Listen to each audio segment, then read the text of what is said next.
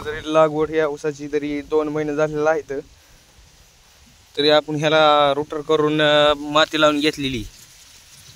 आता ह्याला 19 एक पोत आणि 15 4 पोती अशी आपण अर्धा एकरला टाकणार आहोत.